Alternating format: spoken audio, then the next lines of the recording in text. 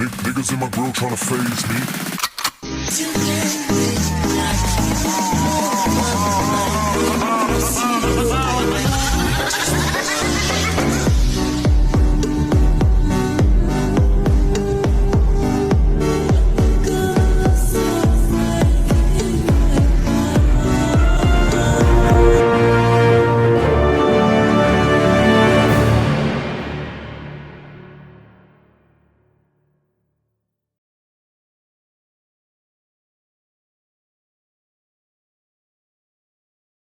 Assalamualaikum warahmatullahi wabarakatuh. Apa itu shock? Shock adalah suatu sindrom klinis akibat kegagalan akut fungsi sirkulasi yang menyebabkan ketidakcukupan perfusi jaringan dan oksigenasi jaringan dengan akibat gangguan mekanisme homeostasis. Berdasarkan penelitian Moyer dan McShellen tentang fisiologi keadaan shock dan homeostasis, shock adalah keadaan tidak cukupnya pengiriman oksigen ke jaringan. Sirkulasi darah berguna untuk mengantarkan oksigen dan zat-zat lain ke seluruh tubuh serta membuang zat-zat sisa yang sudah tidak diperlukan. Di masa pandemi COVID-19, tenaga medis berupaya memberikan perawatan yang terbaik untuk membantu penyembuhan pasien COVID-19. Pasien dengan COVID-19 di rumah sakit banyak mengeluh sesak nafas. Secara objektif, ada beberapa kemiripan shock dengan gejala COVID-19, namun masih bisa dibedakan. Selain itu, ada beberapa komplikasi COVID-19 mengenai shock, seperti shock sepsis. Beberapa studi telah menunjukkan bahwa shock sepsis merupakan salah satu komplikasi dari COVID-19. Studi Sen et al. Menunjukkan bahwa 4% pasien COVID-19 mengalami komplikasi shock sepsis.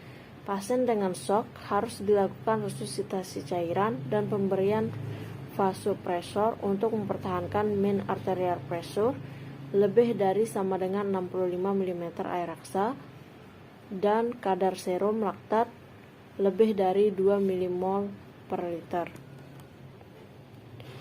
Tanda awalnya yang pertama yaitu hipotensi. Tekanan sistol kurang dari 80 mm air raksa atau mean arterial pressure atau tekanan arterial rata-rata kurang dari 60 mm air raksa atau menurun 30% lebih. Yang kedua itu oliguria, produksi urin kurang dari 30 mm per jam. Yang ketiga itu perfusi perifer yang buruk, misalnya kulit dingin dan berkerut serta pengisian kapiler yang jelek.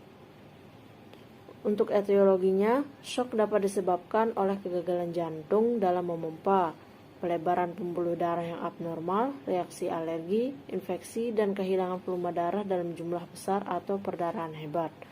Shock di masa COVID-19 juga dapat menjadi sebuah komplikasi dengan penyakit bawaan atau penyerta yang memperparah kondisi shock.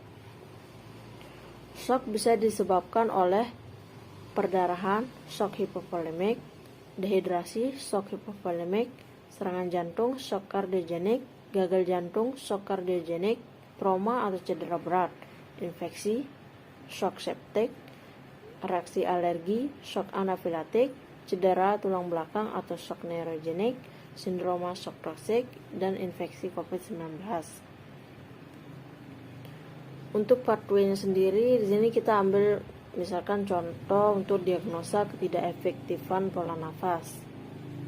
Jadi ketidakefektifan pola nafas ini disebabkan oleh yang pertama itu kerusakan jantung. Karena kerusakan jantung akibatnya terjadilah shock kardiogenik. Nah, shock kardiogenik ini mengakibatkan penurunan curah jantung, oksigen di arteri menurun, ventilasi naik, tachypnea, akhirnya mengakibatkan ketidakefektifan pola nafas. Fase shock 1.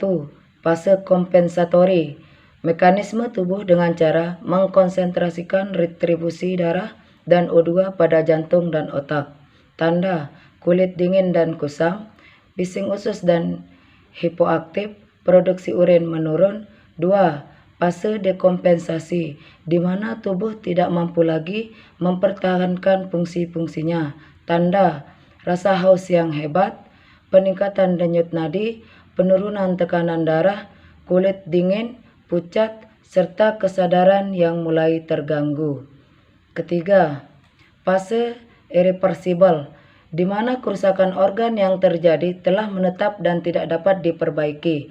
Tahap ini terjadi jika tidak dilakukan pertolongan segera mungkin, maka aliran darah akan mengalir sangat lambat, sehingga menyebabkan penurunan tekanan darah dan denyut jantung. Mekanisme pertahanan tubuh akan mengutamakan aliran darah ke otak dan jantung, sehingga aliran ke organ-organ darah ke otak dan jantung, sehingga aliran ke organ-organ seperti hati dan ginjal menurun. Hal ini yang menjadi penyebab rusaknya hati maupun ginjal. Walaupun dengan pengobatan yang baik sekalipun, kerusakan organ yang terjadi telah menetap dan tidak dapat diperbaiki. Manifestasi klinis, gejala yang timbul tergantung pada penyebab dan jenis shock, antara lain 1. Keadaan umum lemah, 2. Perfusi, kulit pucat, dingin, basah, 3. Takikardi, 4. Pena priper tidak tampak, 5. Tekanan darah menurun, sistolik kurang dari 90 mmHg, 1. Hiperventilasi, 2. Sianosis perifer, 3. Gelisah, kesadaran menurun, 4. Produksi urin menurun, 5. Kulit lembab dan dingin, 6. Dapat terjadi penurunan kesadaran. Selanjutnya yaitu klasifikasi shock. Yang pertama, shock kardiogenik yang disebabkan oleh kegagalan fungsi pompa jantung yang mengakibatkan curah jantung menjadi berkurang atau berhenti sama sekali untuk memenuhi kebutuhan metabolisme.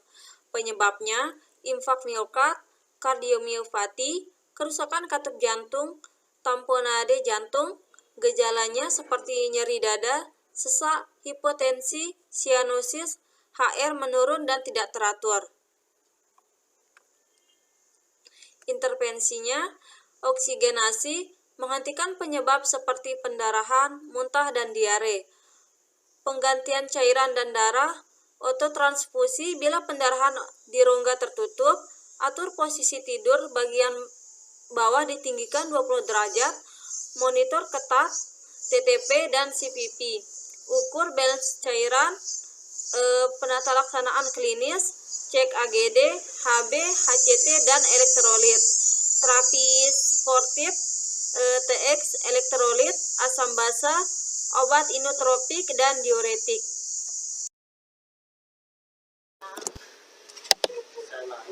Nomor 2, shock hypovolemic, disebabkan kehilangan cairan intravaskuler seperti diare, pendarahan, muntah, demam berat, asites.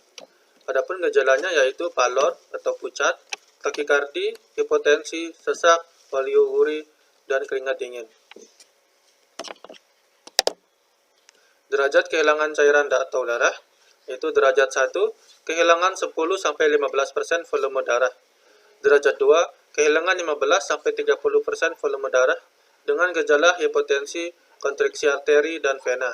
Derajat 3, kehilangan 30-40% volume darah dengan gejala hipotensi dan takikardi.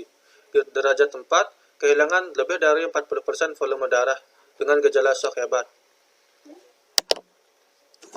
Intervensinya yaitu oksigenasi, monitor ketat, vital sign, pantau perubahan pada jantung dan paru jika terjadi bunyi tambahan dan gangguan irama, batasi aktivitas dan hilangkan kecemasan, pasang alat bantu nafas jika terjadi edema pulmonorim, balance cairan. Penata laksanaan klinis, meningkatkan perfusi koroner dengan trombolitik, angioplasti, dan bypass, menurunkan tingkat nyeri dada dengan morfin, memberikan obat simpatomimetik seperti dopamin dan dobutamin.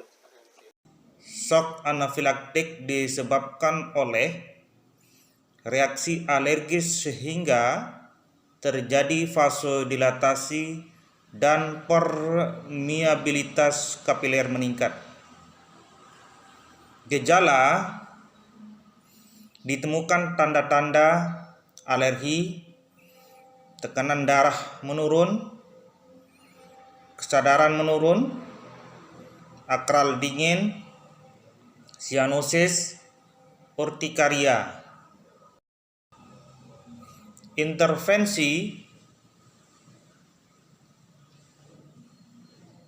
oksigenasi, ya, terus kemudian posisi kaki lebih tinggi 20 derajat, kemudian identifikasi penyebab dan hentikan kontak dengan alergen, kemudian monitor ketat vital sign, kesadaran, kemudian turgor kulit, jaga integritas kulit.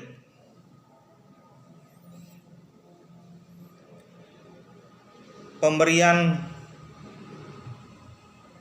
obat iminiprin diperlukan, kemudian diphenhidramin dan aminopilin pada terapi tambahan, kemudian terapi cairan,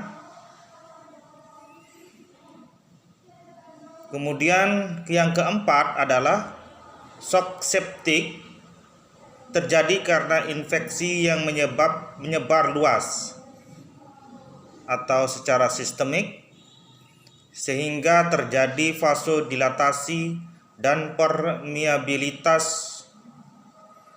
Kemudian etiologi kuman gram negatif seperti Escherichia coli, Pseudomonas, Klebsiella. Kemudian kuman gram positif Streptococcus, Staphylococcus, Pneumococcus, virus atau jamur. Kemudian intervensi yang dapat kita lakukan adalah oksigenasi, kemudian mengambil spesimen urin, darah atau sputum untuk cek kultur dan uji sensitivitas. Sebelum hasil kultur muncul, biasanya dokter memberi antibiotik spektrum luas, berikan kompres dingin dan antipiretik bila panas. Kemudian selain itu adalah jaga integritas kulit, balance cairan, cek bone kreatinin, OT dan PT, kemudian tindakan septik dan antiseptik, monitor ketat vital sign, dan berikan nutrisi. Klasifikasi shock selanjutnya yaitu shock neurogenik. Shock neurogenik terjadi vasodilatasi akibat kehilangan tonus limpatis. Etiologinya cedera medula spinalis, anestesi spinal, kerusakan sistem saraf akibat obat antidepresan atau hipoglikemi. Gejalanya kulit kering, hangat, dan bradikardi. Kemudian intervensinya, yang pertama oksigenasi, yang kedua memberikan glukosa pada pasien dengan hipoglikemi, yang ketiga memberikan posisi yang tepat pada anestesi spinal, yaitu head up 50-20 derajat. Mobilisasi hati-hati pada kasus cedera medula spinalis. Kemudian periksa tanda Homan, yaitu pembentukan trombus dan pengumpulan darah pada ekstremitas bawah. Setiap hari nyeri pada betis saat tungkai diangkat, fleksi tungkai ke arah mulut, lutut, dan dorsofleksi pada telapak kaki. Kemudian yang terakhir itu monitor ketat vital sign. Penata laksanaan shock secara umum. Hal yang pertama-tama dapat dilakukan dalam penanganan pasien shock yaitu yang pertama, melihat keadaan sekitar apakah berbahaya atau danger, baik untuk penolong maupun yang ditolong. Contoh, keadaan yang berbahaya di tengah kobaran api, tentunya harus mengutamakan keselamatan penolong dan yang ditolong. Jadi harus mencari tempat yang lebih aman lagi. Yang selanjutnya, buka jalan nafas korban dan perhatikan kepatenan jalan nafas atau airway-nya. Selanjutnya, periksa pernafasan atau breathing. Selanjutnya, periksa nadi dan cegah perdarahan yang berlanjut. Yang selanjutnya itu peninggian tungkai sekitar 18-12 inci jika ABC clear, cegah hipotermi dengan menjaga suhu tubuh pasien tetap hangat, misalnya dengan pemberian selimut. Yang selanjutnya dilakukan penanganan cedera pasien secara khusus selama menunggu bantuan medis tiba. Periksa kembali pernapasan, denyut jantung, suhu tubuh dari hipotermi setiap 5 menit. Selanjutnya, pedoman keberhasilan pengelolaan syok. Yang pertama, kesadaran membaik. Yang kedua, akral hangat. Yang ketiga, respirasi yang mencukupi, BGA baik. Yang keempat, fungsi saluran cerna membaik, tidak kembung, peristaltik baik, absorpsi makanan baik, tidak ada cairan sisa dalam lambung. Yang kelima, produksi urin cukup, 0,5-1 cc per kilogram berat badan per jam. Yang keenam, kadar asam laktat dalam darah cenderung menurun. Selanjutnya, konsep ASKEP gawat darurat terkait COVID-19. Yang pertama, pengkajian. A. Lakukan pengkajian pada saat triase primer meliputi yang pertama, gejala gangguan pernapasan akut seperti demam, batuk, dan sesak napas, sakit tenggorokan. Yang kedua, riwayat perjalanan atau tinggal di luar negeri yang melaporkan transmisi lokal dalam 14 hari terakhir sebelum timbul gejala. Yang ketiga, riwayat perjalanan ke wilayah terjangkit COVID-19 atau tinggal di wilayah dengan transmisi lokal COVID-19 di Indonesia dalam 14 hari terakhir sebelum timbul gejala.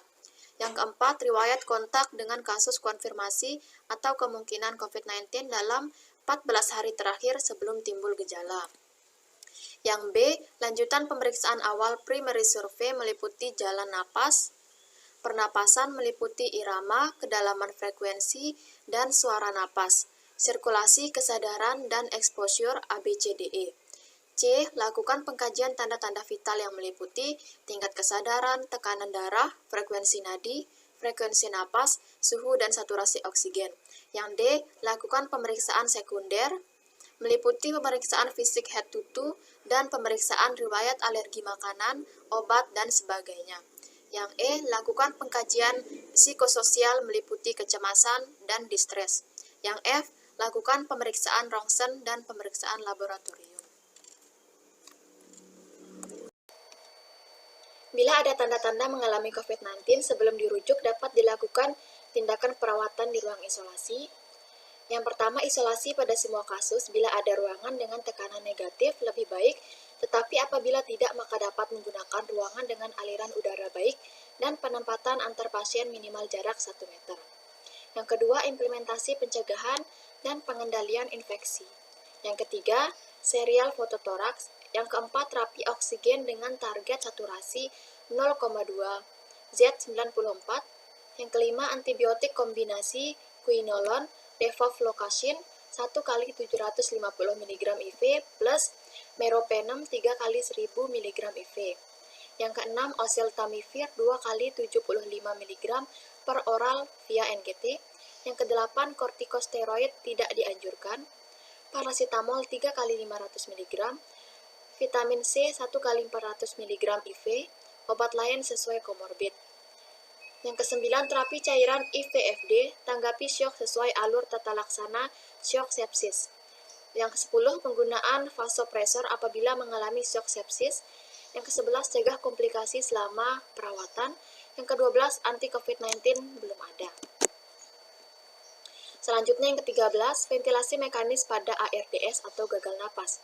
Yang A, gunakan ventilasi mekanis dengan volume tidal yang rendah, lebih dari 8 mili per kilogram berat badan, dengan mempertahankan tekanan pelateu inspirasi kurang dari 30 cm H2O.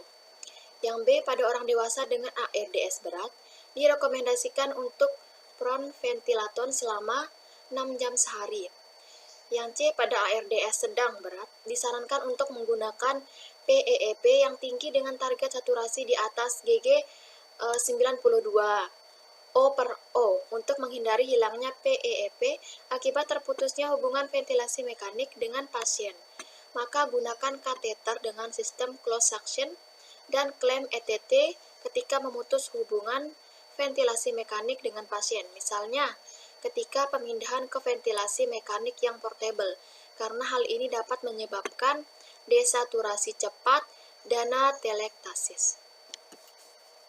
Diagnosa keperawatan. Secara umum, hal yang paling diutamakan dalam kegawat daruratan adalah pernafasan dan sirkulasi. Jadi, diagnosa yang mungkin muncul adalah: pertama, perubahan perfusi, jaringan, atau cerebral, kardiopulmonal, dan perifer berhubungan dengan penurunan curah jantung. Yang kedua, penurunan curah jantung berhubungan dengan faktor mekanis atau preload, afterload, dan kontraaktivitas miokard. Yang ketiga, kerusakan pertukaran gas berhubungan dengan peningkatan permeabilitas kapiler pulmonal. Yang keempat, ansietas berhubungan dengan ancaman biologis yang aktual atau potensial. Diagnosa keperawatan selanjutnya yaitu diagnosa keperawatan shock terkait COVID-19.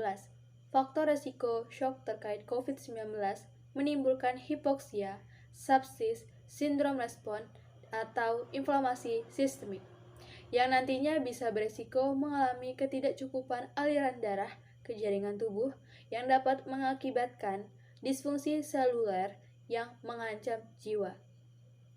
Sehingga diagnosa yang mungkin muncul yaitu resiko shock berhubungan dengan ketidakcukupan aliran darah ke jaringan tubuh ditandai dengan hipoksia, sepsis, sindrom respon, atau inflamasi sistemik. Kemudian intervensi keperawatan. Perubahan perfusi jaringan atau cerebral, kardiopulmonal, dan perifer berhubungan dengan penurunan curah jantung. Tujuannya yang pertama, perfusi jaringan dipertahankan dengan kriteria tekanan darah dalam batas normal, haluran urin normal, kulit hangat dan kering, nadi perifer lebih 2 kali suhu tubuh. Intervensinya yang pertama, kaji tanda dan gejala yang menunjukkan gangguan perfusi jaringan. Kedua, pertahankan tirai baring penuh bed rest total dengan posisi ekstremitas memudahkan sirkulasi. Yang ketiga, pertahankan terapi parenteral sesuai dengan program terapi. Yang keempat, ukur intake dan output setiap jam. Yang kelima, berikan obat-obat sesuai dengan program terapi dan kaji efek obat serta tanda toksisitas. Diagnosa yang kedua yaitu penurunan curah jantung berhubungan dengan faktor mekanis atau preload, afterload, dan kontraktilitas miokard.